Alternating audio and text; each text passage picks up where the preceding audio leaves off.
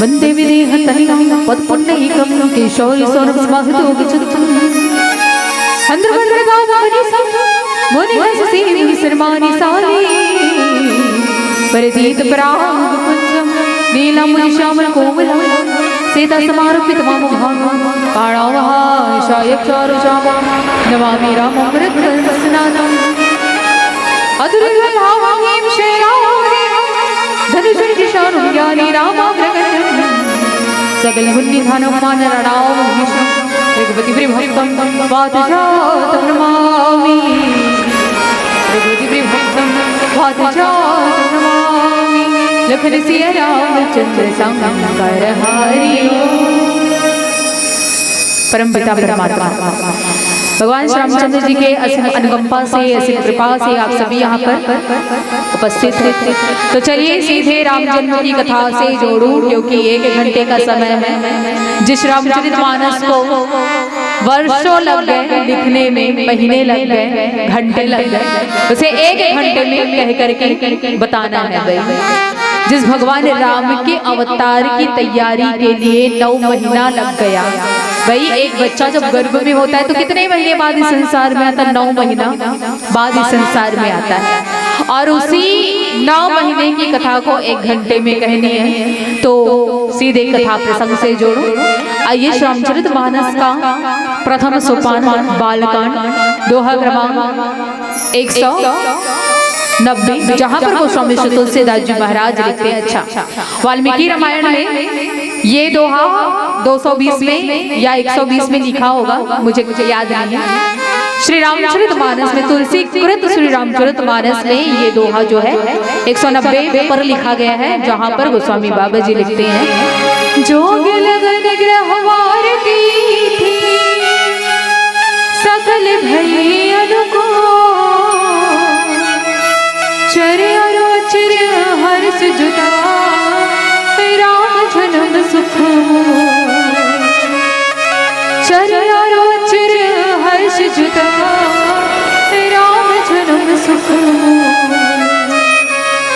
आइए समाज, आप सभी को पता है त्रेता युग की कथा है और भगवान शंकर माता पार्वती जी को कथा सुनाते हैं।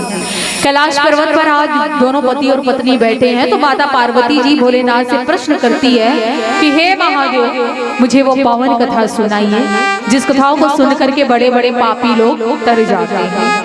मुझे वो पावन कथा सुनाइए जिस कथाओं को सुन करके पंडित ज्ञानी मुनि लोग आत्ममग्न हो जाते, ब्रह्मानंद में समा जाते हैं। मुझे वो पावन कथाओं को सुनाइए।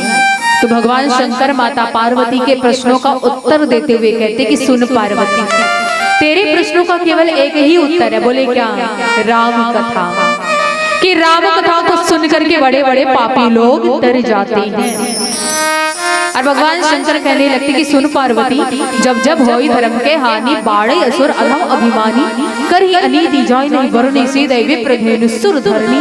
कि जब जब इस संसार में गौ ब्राह्मण पशु पक्षी सारे लोग त्राहिमाम करने लगते हैं ना उमा, तब तब भगवान इस संसार में विविध शरीर धारण करके आते हैं।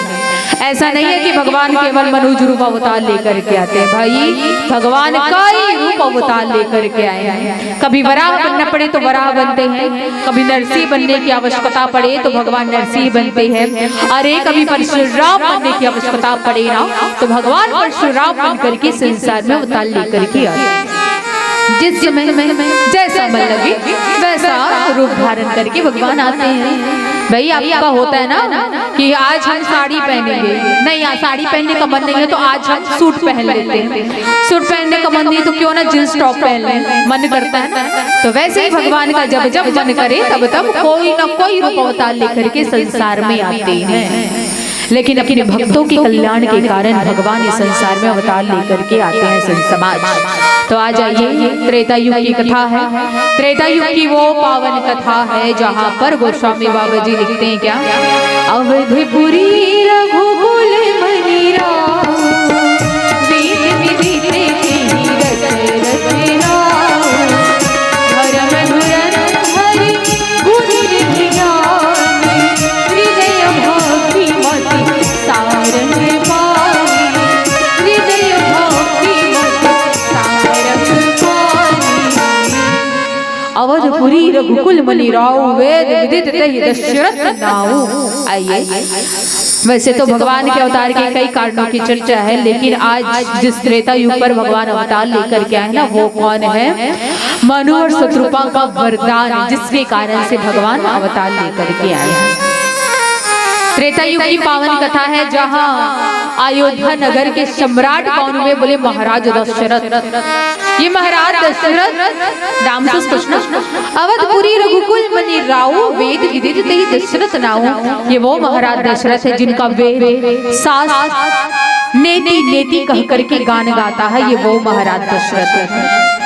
बोले रघुकुल शिरोमणि, जिस प्रकार एक नागिन की शोभा उसकी नागमणि होती है, उसी प्रकार रघुकुल की शोभा, रघुकुल के मणि कौन थी? तो बोले महाराज दशरथ थे। महाराज दशरथ जी के जन्म की कथा आती, भाई नाम से पूछना, दशरथ। जमीन की खुदाई की गई। जब जमीन की खुदाई की तो वहां से एक सोने का रथ निकला। सोने का रथ निकला और निकलते ही वो एक दिशा में जाकर के उड़ने लगा। लोगों को लगा रही रथ निकल रहा है। फिर अंदर खुदाई की, दूसरा रथ निकला, सोने का दूसरा रथ निकला। सोने का दूसरा रथ दूसरे दिशा में जाकर के उड़ जाता है।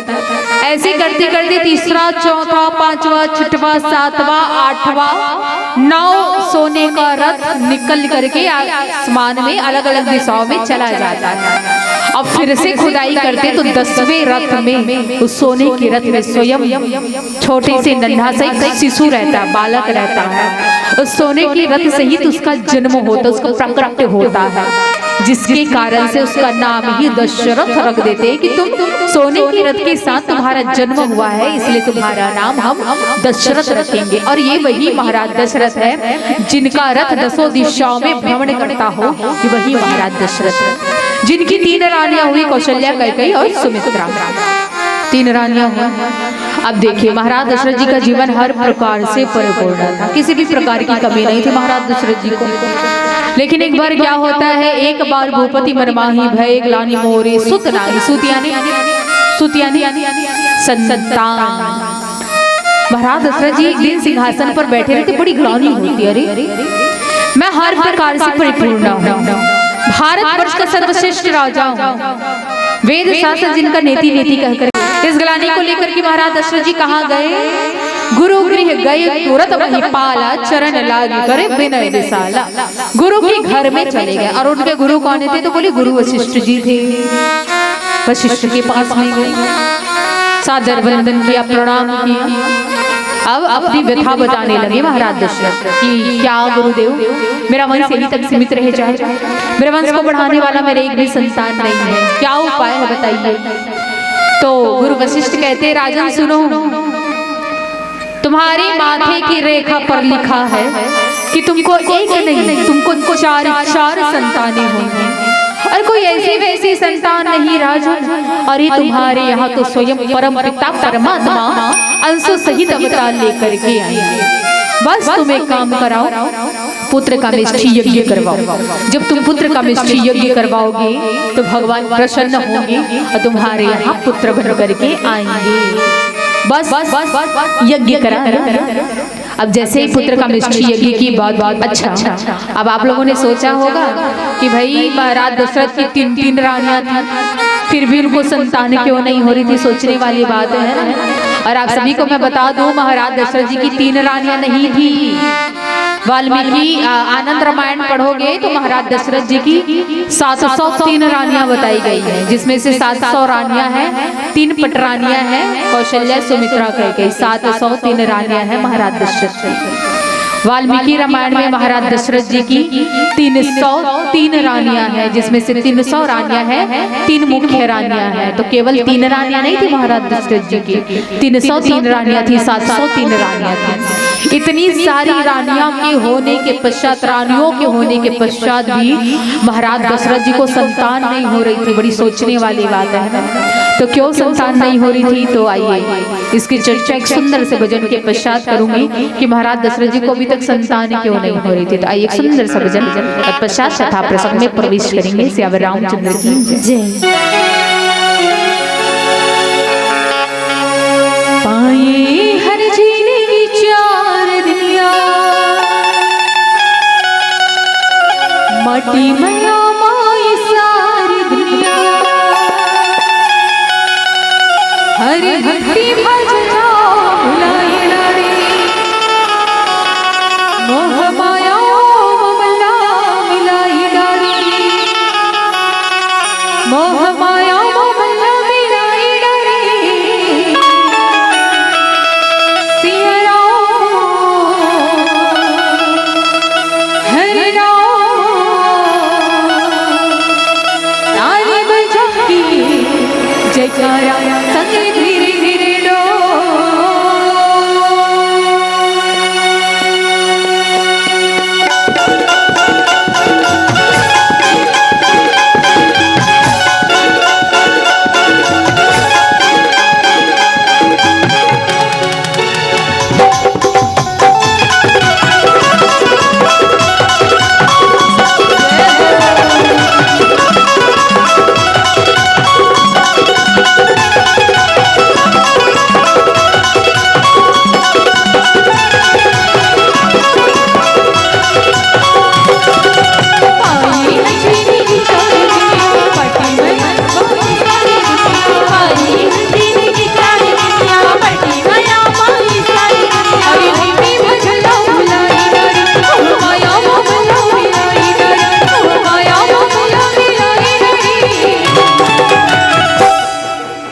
चलो मतारी भैया खाली पीली नहीं बैठना है। भगवान सबको छले 2 हाथ दे, एक थोड़ा सदुपयोग करना है, दोनों हाथ ला उठाना है और इमा थोड़ा जोर लगाना है और जोर लगा के जयकारा लगाना है। धन्यवाद है सबको छले। सबले पहले तो दोनों हाथ ला उठाओ ना गा। इशारा करत है। हाँ अब मैं थोड़ा जोर लगा ले, बढ़िया कड़क कर लो हाथ और मीठी मीठी ताली ना बजाना। बोल सच्चे दरबार की सिया राम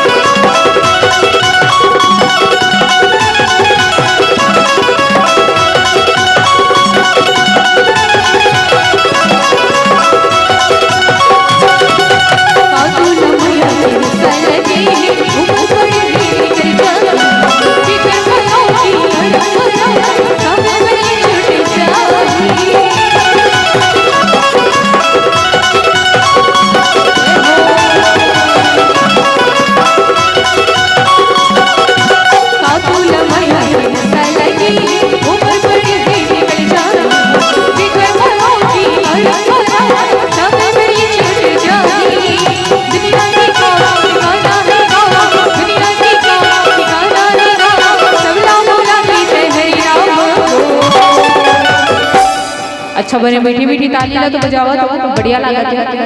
लेकिन एक चीज की और कमी हुई का जयकारा। तब मैं चाहता हूँ कि आपने भजन मोर साथ में गावा। तब मैं गाऊं सिया राम बोल तब अपना दोनों हाथ उठा के सिया राम गाना है। मैं गाऊं हरि नाम बोल तब अपना दोनों हाथ उठा के हरि नाम गाना है। गाहू नहीं हो औ जोर से गाहू नहीं औ जोर से पाछू वाले में हाथ मत बैठो। राम जी के दरबार लगे बड़ी मीठी मीठी ताली लगा के जयकारा लगाना है तो गाओ नहीं। अब लगिस ना राम दरबार में बैठो। चलो लेडीज इज फर्स्ट दीदी सिया राम गाओ ना वो जोर से सिया राम हरे राम। सुना था सुने हो इसने गाना है ठीक है। सिया राम अच्छा मैं दो ठन टीम बना चलिए दो ठन टीम बना दो। ए नारी शक्ति अब ये मन नर्वस होती है तो नारी मन ज्यादा महान है कि हमारे भाई मन ज्यादा महान है देखता है। तो दीदी मन के बारे में तुम मत गाओ और तुम्हारे बारे में तुमन मत गाओ ठीक है। चलो दीदी हो जो जोर से गाई वही मन जीती। तो दीदी मन ले निवेदन है सिया राम हरि राम कौन जीती तो ही मन बताओ कौन जीती। हाँ तो जेल जीतने हो ओखर मन निवेदन है थोड़े जोर से गाओ। चलो दीदी हो फिर से एक मौका आओ दे दो। सिया राम हरि राम सुने हो ऐसे गाते तो एक बार जोरदार ताली हो जाए और भाई मन भर और थोड़ा जोर से गाना है। पता चल गया ना क्या गाना है पता चली हाँ तब वही लगाना है फिर से सिया राम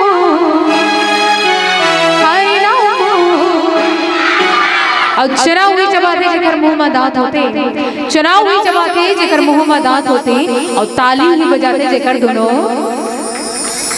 दोनों कौन कौन ला हाथ दे भगवान कौन कौन ला हमला दे भैया अब वो पाछू वाले मन सब झल दे। हाँ ते हाथ में थोड़ा उठाना है जोर लगाना है जयकारा लगाना है आओ मीठी मीठी ताली ना बजाना है। बोल साचे दरबार की जय सिया राम हरि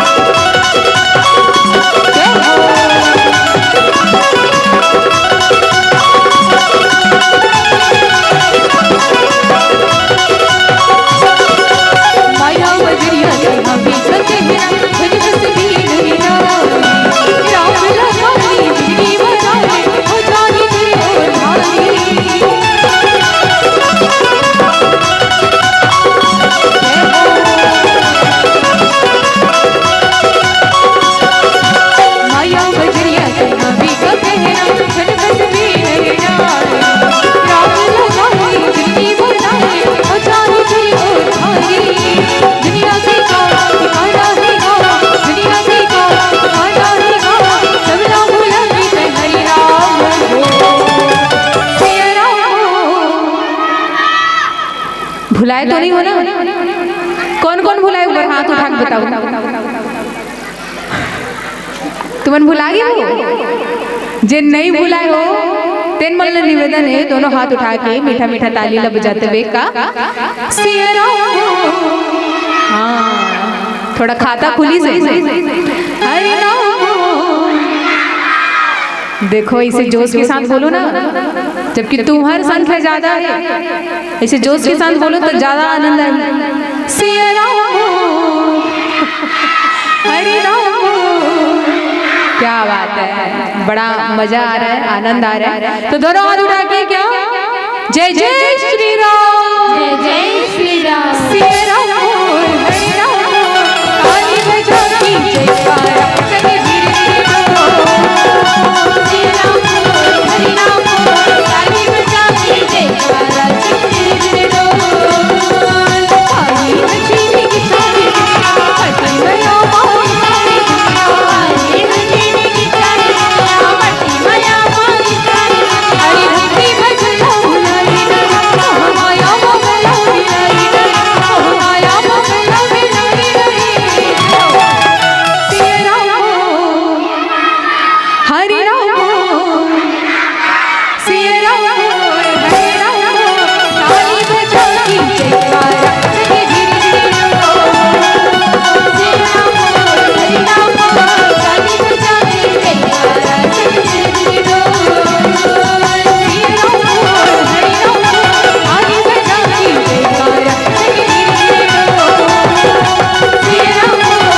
राम ताली बजा के जयकारा चले धीरे धीरे सिया राम हरि राम ताली बजा के जयकारा चले धीरे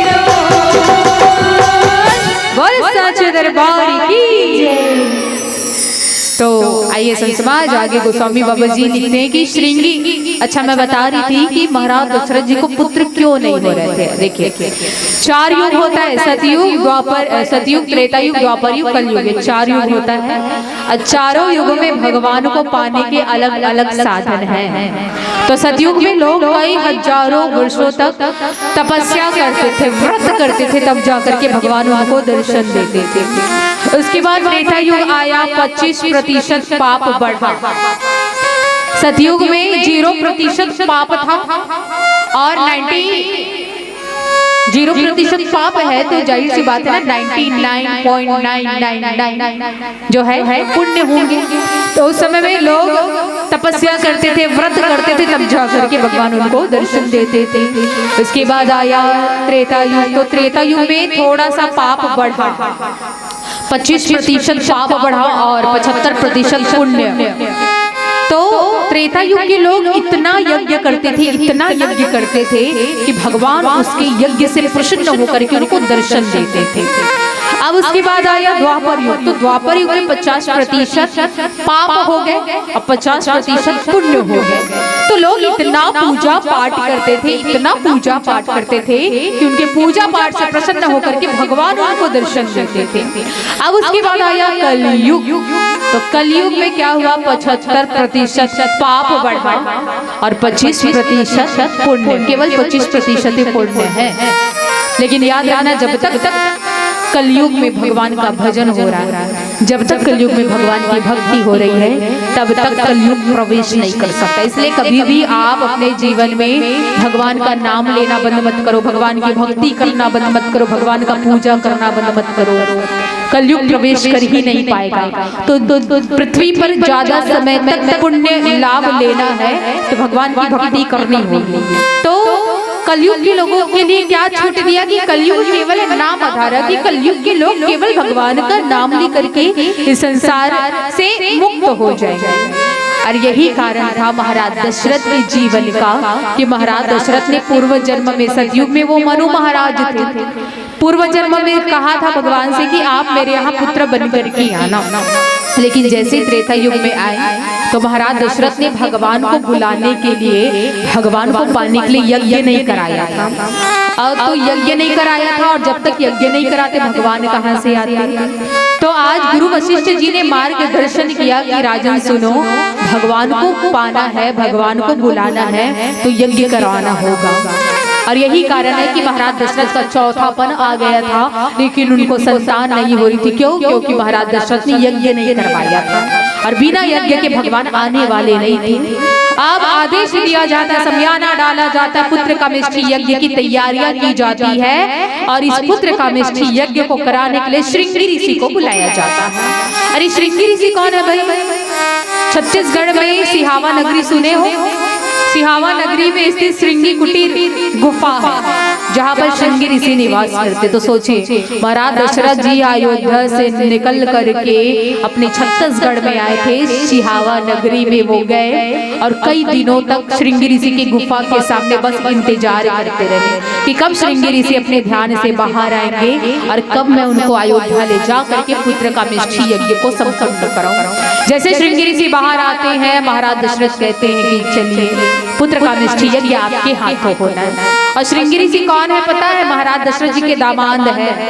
महाराज दशरथ जी की एक बेटी रहती है जिसका नाम शांता देवी रहता है, और इसी शांता देवी का विवाह वो श्रृंगी ऋषि के साथ करवाते हैं। तो शांता देवी उनकी बेटी है, तो श्रृंगी ऋषि महाराज दशरथ के क्या लगेंगे? दामाद लगेंगे। अपने दामाद को लेकर के आते हैं महाराज दशरथ अयोध्या में। पुत्र कामेष्ठी यज्ञ प्रारंभ होता है। ये अग्नि आहुति, अग्नि जलाई जाती, आहुति दी जाती, मंत्रोच्चारण होता है, और पुत्र कामेष्ठी यज्ञ संपन्न होता है।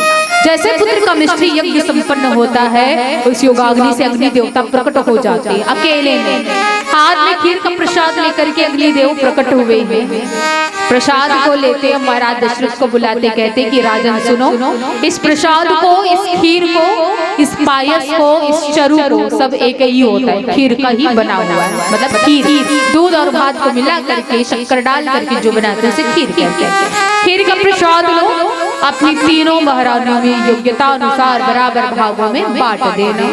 अब महाराज दशरथ जी उसे लेकर के कहाँ आए? अंतःपुर में आए। अंतःपुर हम उसे कहते हैं, रानियों का निवास को अंतःपुर कहते हैं। अंतःपुर किसी गांव का नाम नहीं है। जैसे आप अपने घर का नाम, जैसे मंदिर का नाम शीतला मंदिर रखे हो, जो भी टीही डोंगर है उसका नाम रख दियो, घर का नाम रानी निवास, शुभम निवास, जो भी नाम रखना रखते। तो वैसे ही उस भवन का नाम अंतःपुर रहता है, जहाँ पर उनकी 703 रानियां रहती हैं। महाराज दशरथ जी आते, तीनों महारानियों को बुलाते, तीनों महारानियां आती, कौशल्या, कैकेयी, सुमित्रा। अब देखिए, बड़े विचित्र तरीके से उस खीर का बंटवारा करते हैं।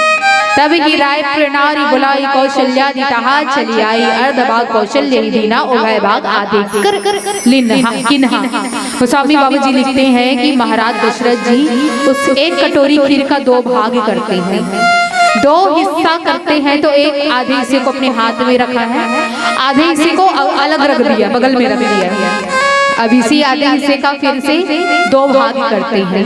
तो 1/4 भाग महारानी कौशल्या को देते हैं, आधे हिस्से को फिर से महारानी कैकेयी को देते हैं। अब महारानी सुमित्रा खड़ी, उनको प्रसाद नहीं मिला है। अब इधर से जो आधा हिस्सा रखा था उसे लेकर के आते महाराज दशरथ। अब उस आधे हिस्से का फिर से 2 भाग करते हैं। इस प्रकार खीर का 4 हिस्सा होता है। एक खीर को 2 भाग किया, 2 भाग के आधे हिस्से को फिर से 2 भाग किया, बांट दिया, और आधे हिस्से को फिर से 2 भाग किया, फिर से आधे हिस्से को महारानी कौशल्या जी को दे दिया, दूसरे आधे हिस्से को महारानी कैकेयी को दे दिया। महारानी सुमित्रा खड़ी है, उनको प्रसाद ही नहीं मिला है। तो कौशल्या और कैकेयी देखती कि महाराज दशरथ ने सुमित्रा जी को प्रसाद नहीं दिया। तो कौशल्या और कैकेयी एक दूसरे को इशारा करती है और अपने हिस्से के प्रसाद को, अपने हिस्से के खीर को महारानी सुमित्रा जी को देती है।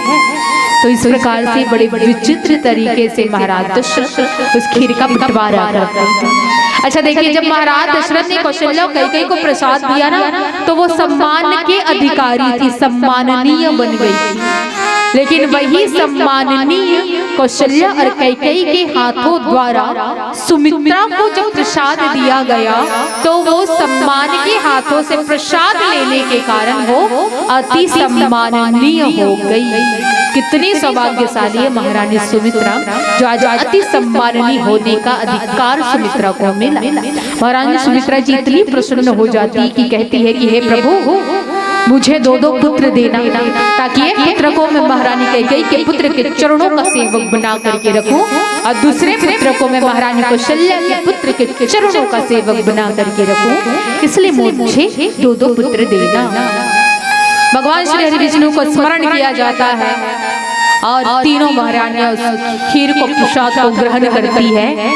महीना बीतता जाता है और गर्भ धारण करती है तीनों महारानियां। देखिए गर्भ धारण कर रही है और पहला मास, दूसरा मास, तीसरा, चौथा, पांचवा, छठवां, सातवां, आठवां और नौवां माह जब लगता है तो तीनों महारानियों का गर्भ जो है परिपक्व हो जाता है। परिपक्व यानी अभी आम देख रहे होगे पेड़ में, अभी आम कच्चा है, कुछ दिनों बाद यही आम जो है परिपक्व हो जाएगा। परिपक्व यानी पक जाएगा, खाने लायक हो जाएगा। उसी प्रकार जब तक एक बच्चा जो है अपने गर्भ में रहता है माँ के, 8 महीने तक उसके शरीर बनते हैं, आँख, नाक, कान, मुंह, पाचन तंत्र ये बच्चे के बनते हैं। लेकिन जैसे 9वां महीना लगता है बच्चा परिपूर्ण रूप से तैयार हो जाता है इस संसार में आने के लिए, तो 9वां माह लगता है, तब भगवान के आगमन की तैयारियां की जाती है।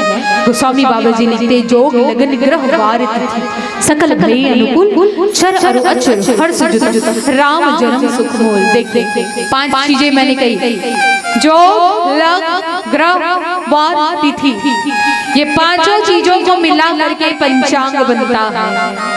आज भगवान के अवतार के लिए पूरा का पूरा पंचांग भगवान के अनुकूल हो गया है, जबकि ऐसा नहीं होता है। लेकिन भगवान अवतार लेने वाले हैं, इसलिए पूरा का पूरा पंचांग भगवान के अवतार के लिए अनुकूल हो गया। अनुकूल यानी उनके इच्छा अनुसार हो गया। देखिए आजकल के बच्चे जो जन्म लेते हैं, किसी का ग्रह अच्छा होगा तो तिथि अच्छी नहीं होगी, किसी का मूल अच्छा होगा तो उसके नक्षत्र ठीक नहीं चलते, किसी का वार अच्छा होगा तो दिन अच्छा नहीं होगा। ऐसा होता है, चाहे आप विवाह करवाओ, चाहे बच्चे का छठी करवाओ, चाहे घर पूजन रखो, क्यों राशिफल देखा जाता है, क्यों ग्रह नक्षत्र देखा जाता है? यही कारण है कि यदि शुभ मुहूर्त में, शुभ योग में, लग्न में, ग्रह में, वार में, तिथि में अच्छे योग लग्न में जन्म ले बच्चा तो अच्छा होता है। तो कुछ लोगों के में यही होता है, यदि योग अच्छा तो लग्न अच्छा नहीं होगा, ग्रह अच्छा है तो वार अच्छा नहीं होगा। लेकिन जब भगवान अवतार लेने वाले थे ना, तो जितने भी योग लग्न ग्रह वार तिथि थे, ये सारा चीज भगवान के अनुकूल हो गया। पूरा पंचांग भगवान के इच्छा अनुसार हो गया कि भगवान को इसी योग में, इसी लग्न में, इसी ग्रह में, इसी वार में, इसी तिथि में अवतार लेना है। चर अरु अचर हर्ष जुत राम जन्म सुख मोल। भगवान राम का जो जन्म है ना संसमाज, वो जितने भी जड़ और चैतन्य, जड़ यानी पत्थर जो बोल नहीं सकते, हिल नहीं सकते, जिसकी श्वास नहीं चलती, ऐसा सारा चीज जड़ कहलाता है। लेकिन चैतन्य किसे कहते हैं? जो जीता जागता उदाहरण होता है। जैसे हम सब चैतन्य हैं। चैतन्य कहने मतलब हम बोल रहे हैं, देख रहे हैं, सुन रहे हैं, खा रहे हैं, पी रहे हैं, सब सारा चीज कर रहे हैं, सजीव प्राणी जिसे कहते हैं। तो जितने जड़ और चेतन है ये सारे भगवान के अनुकूल हो गए। पूरा वातावरण भगवान के अनुकूल हो गया। क्यों ना हो?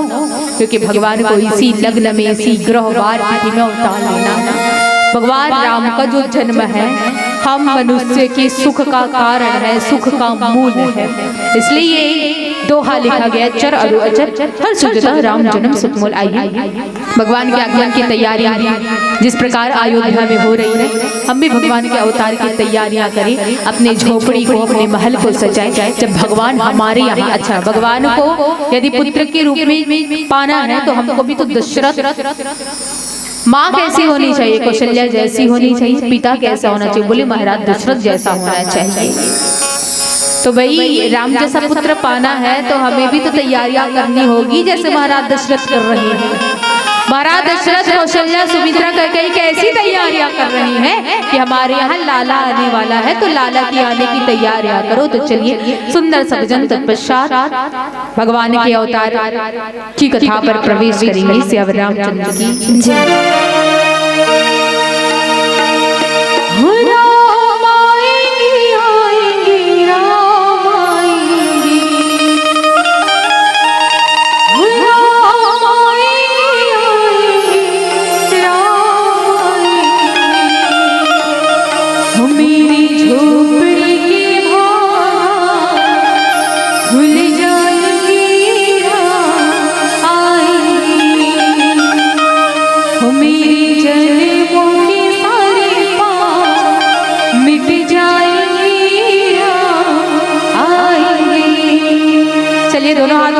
मीठी मीठी ताली बजाते उस भजन को गाना है हमारे साथ में। जय जय श्री राम, जय जय श्री राम।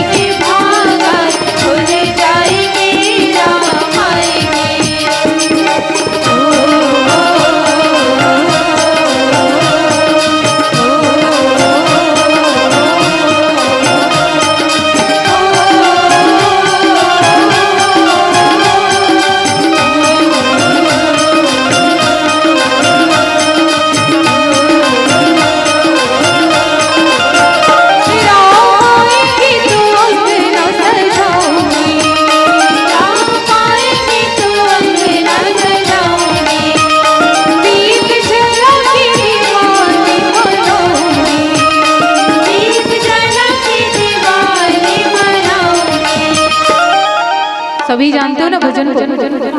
कौन कौन जानते हो? कौन कौन जानते हो भजन? अच्छा सभी जानते हो, सभी। तो चलिए जो लोग जानते हैं वो लोग गाएंगे और जो लोग नहीं जानते हैं वो लोग सुन के गाएंगे। ठीक है? चलो दीदी नहीं नहीं नहीं भाई मल्ले शुरुआत कर। चलो भाई का राम आएंगे तो अंगना सजाऊंगी।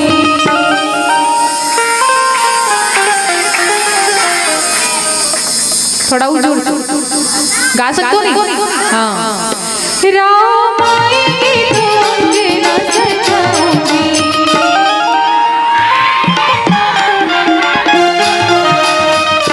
दीप जला के दिवाली बनाऊंगी।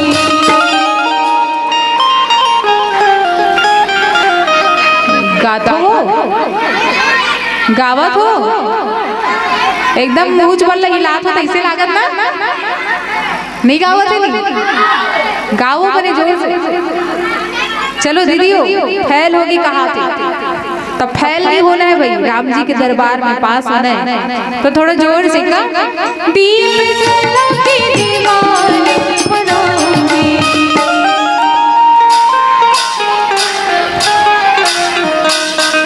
गावत है, धीरे धीरे गावत है। चलो तू मन गाऊ नहीं, मैंने जोर से। हाँ चलो तू मन गाओ, मिल के गाने सब चलना। राम आएंगे तो अंगना सजाऊंगी। क्या बात है। दीप जला के दीवाने बनाऊंगी।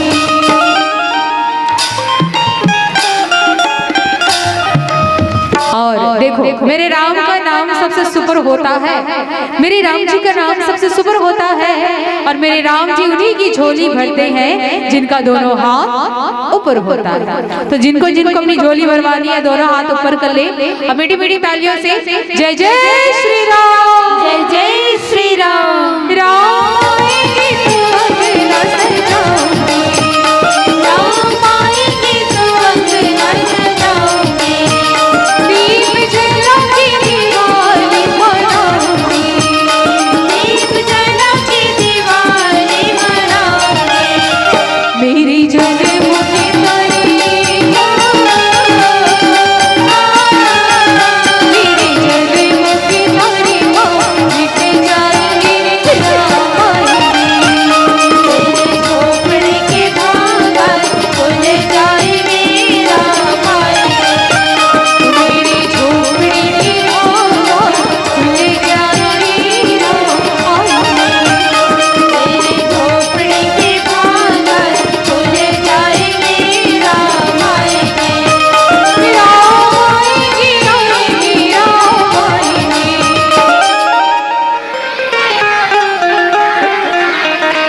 अच्छा मोला लगे भुला गए हो, नहीं भुलाओ ना। राम आएंगे, आएंगे, राम आएंगे। क्या बात है।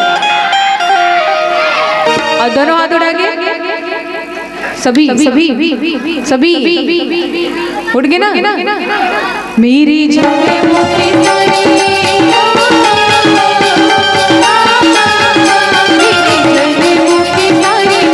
मिट जाएंगी राम आएंगे। तेरी झोपड़ी के भागल खुल जाएंगे राम आएंगे। मेरी झोपड़ी की आवाज़ खुल जाएगी राम आएंगे। झोपड़ी के भागल खुल जाएंगे राम आएंगे।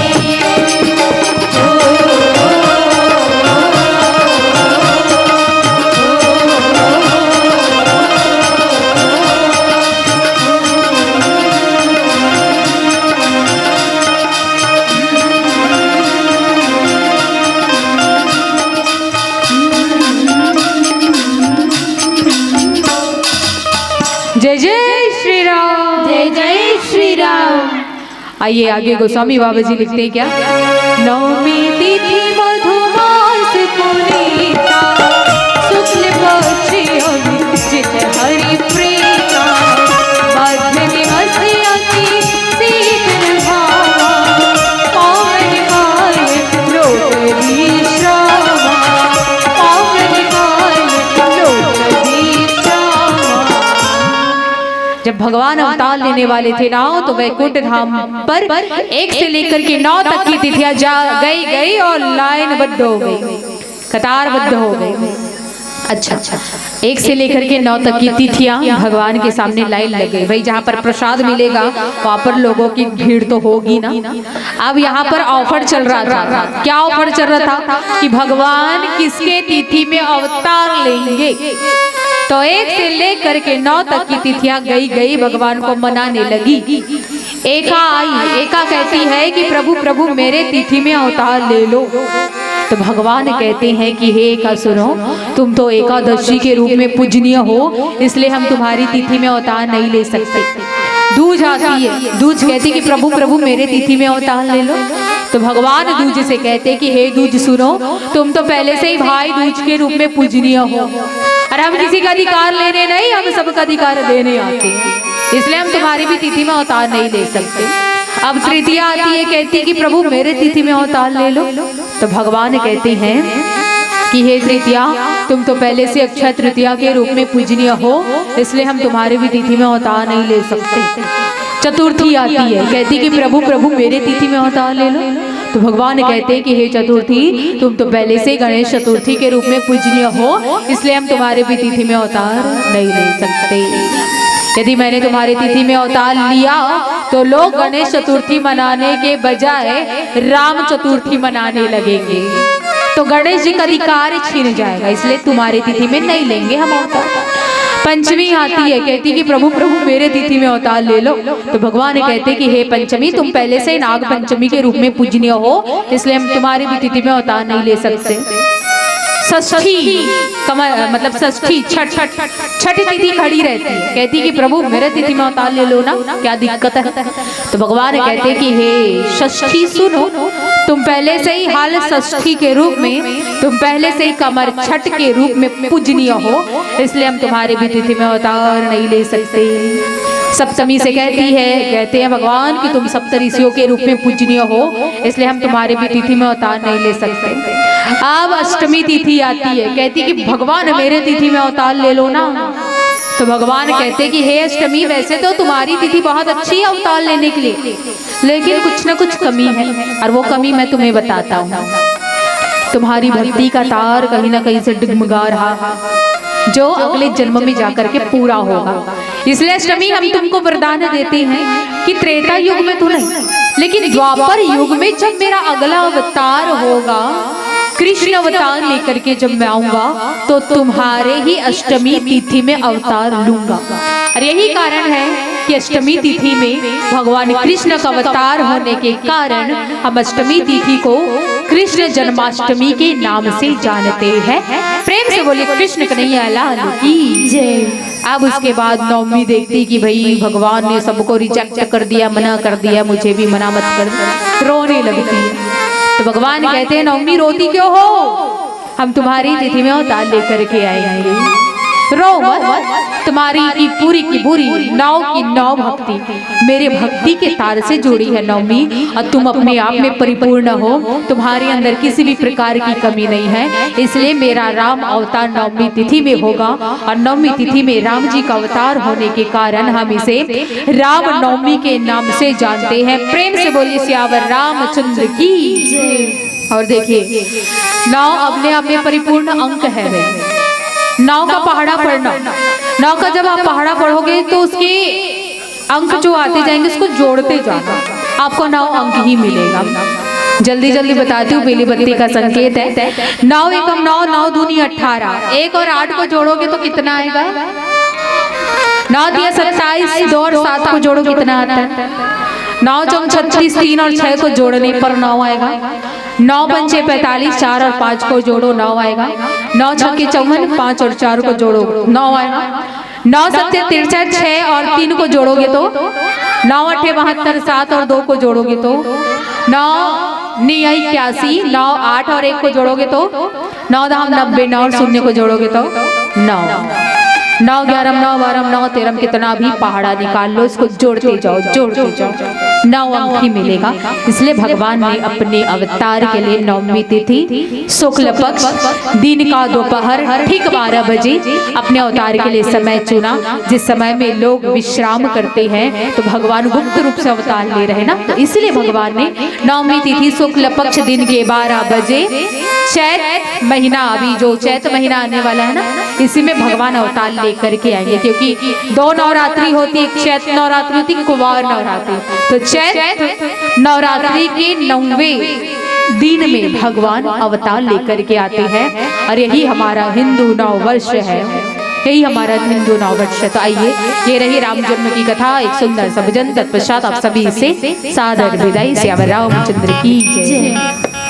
चले भाई, माता रानी का भजन चलने वाला है। अभी तक जैसे जयकारा लगा रहे थे इस माता रानी के भजन में, और जोर से जयकारे की आवाज आनी चाहिए। तो निवेदन है, मीठी मीठी ताली बजाते हुए माता रानी के दरबार में हाजिरी लगानी है।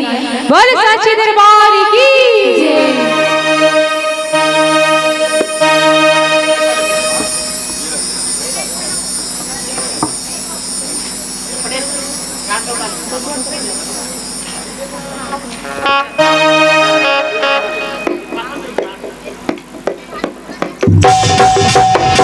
चलिए मीठी मीठी तालियों से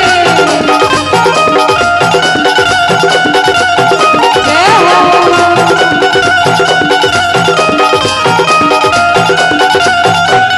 जोत जली जोत जली जोत जली वो, जोत जली जोत जली जोत जली वो, जोत जली जोत जली जोत जली वो, जोत जली जोत जली जोत जली वो। दुर्गादाई जय हो। समझ आई? क्या बोलना है? जय हो बोलना है, ठीक है? दुर्गादाई बोलो ना गा, दोनों हाथ उठा के जय हो। दुर्गादाई महामाई, दुर्गादाई दुर्गुवैये माँ, जोत जली वो, महामाई दुर्गुवैये माँ, जोत जली वो। जली जोत जली जोत जली वो, जली जोत जली जोत जली वो। दुर्गादाई जय हो महामाई, जय हो। दुर्गादाई दुर्गुवैये माँ, जोत जली वो, महामाई दुर्गुवैये माँ, जोत जली वो।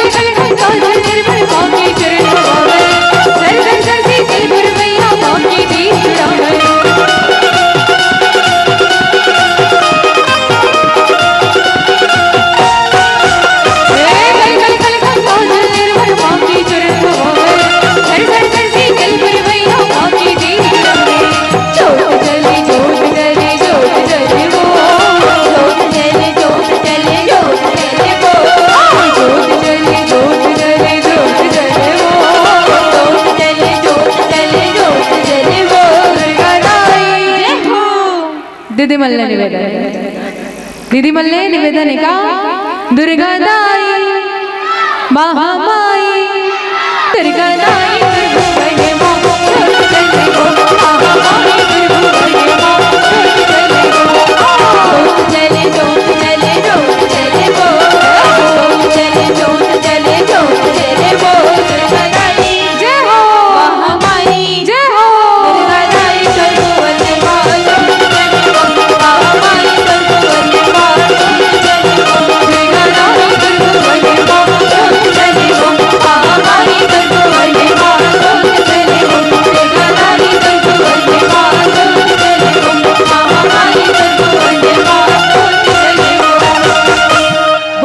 सच्चे दरबार की जय, दुर्गा महारानी की जय।